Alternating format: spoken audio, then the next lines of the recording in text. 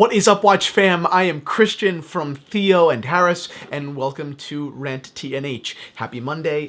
Before we get into today's episode, which is about Nomos, and an amazing new edition they made that's very like 70s Rolex-esque in a way. Before we get into that, quick wristwatch check. I am wearing another 60s, 70s Rolex, reference 1601, with a beautiful white gold fluted bezel, pink, almost like champagne-y dial with a little patina.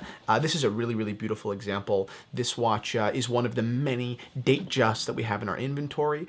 So check out the watch shop at theoandharris.com. And if you're looking for something in particular that's not available there, shoot me an email at info@theoandharris.com. It would be my absolute pleasure to hook you up with something kind of crazy. So that's it. Let's get into today's episode. Okay, so the new Nomos Ahoi Neomatik. This is a new release, I believe, from Baselworld.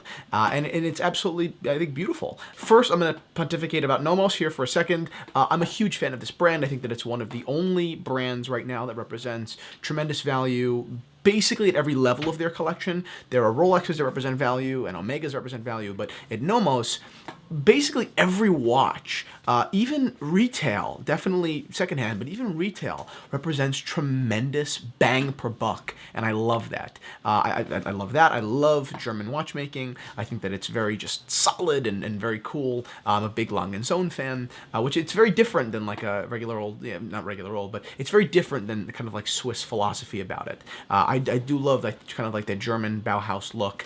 I'm a big fan of Nomos as a whole. First off, I love the Ahoi line. It's probably not the Nomos that I would buy just because it's not my style. I would go with the Orion, and I've said that before, but I think that this is an amazing execution at a dive watch. And I think that at 36 millimeters, which we'll get into in a second, and a thin watch, a watch that looks nothing like the iconic divers, the 50 Fathoms, the Submariner, and because it looks nothing like those watches, I'm impressed. I'm impressed that Nomos, this oddball company, could release something that is really all but function, totally unrelated from the dive watch. And to me, that they almost own that, like proprietarily, they own this space in the market for a dive watch for someone that really doesn't want to own, a big hefty dive watch. And I think that for that reason, although the Ahoi might not be my first choice, it is probably one of the watches I admire most from Nomos. So moving into this watch, there are a couple things going on that I really did enjoy when I saw. First off, obviously, the thing that kind of hits you right in the face is the dials. These are the Signal Rot and the Signal Blau. I'm sure I pronounced those wrong, and I'm sorry to all my German fans out there, but I think that me praising your watchmaking makes up for it. So these are obviously two very just like right in your face, kind of like just blow you away kind of colors that surprisingly look great, on the wrist and not just in the product photography. I think that in the product photography, it's a little bit. First of all, they're bright colors, naturally, but on the white backgrounds and everything, they seem very in your face.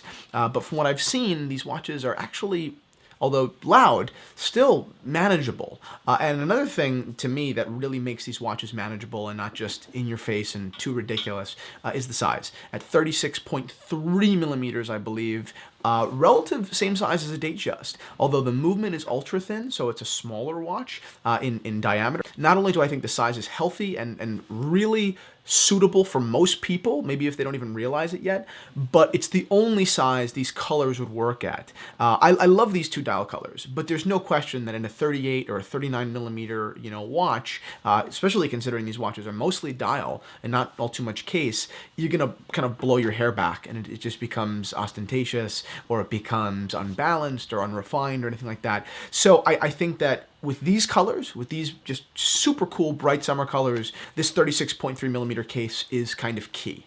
And I think that the lugs here do wonders. Not only are they true to the Ahoi, but they offer a larger presence on the wrist, I think, than 36.3 millimeters might sound. And in my opinion, this watch will wear larger because of not only the dial to case ratio, but because of these long straight lugs. So although I totally understand that many people might not want to try a 36 millimeter watch, I encourage you to try it. Maybe you might like it or buy it, but give it a shot, because there is a lot that an intelligent watch designer can do with 36 millimeters. Moving on, it is an ultra thin movement. It's the Nomos caliber DUW 3001, I believe. And it's phenomenal. It's an automatic movement. It's got a 42-hour power reserve, and the finishing is great. It's everything you would expect from Nomos, and at the price, $4,100, it's an automatic movement. So it's not the same thing as the Orion, where you do have to wind. I'm a big fan of winding, but I know many people aren't. And two kind of final notes here. One, bringing it back to what I said in the beginning about Rolex,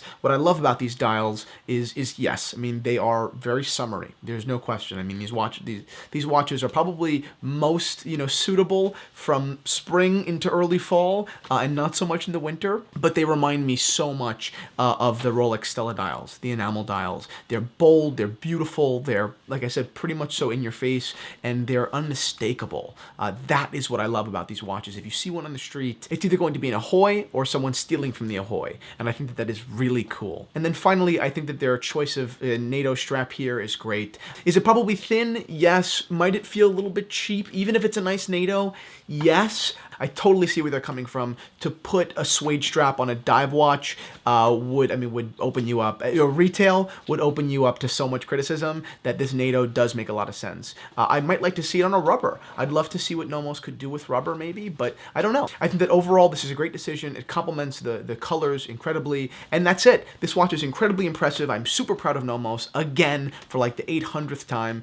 Thank you guys so much for watching Rantth, and do not forget to check out the watches in the watch shop at theoandharris.com tomorrow morning, bright and early, 7 a.m.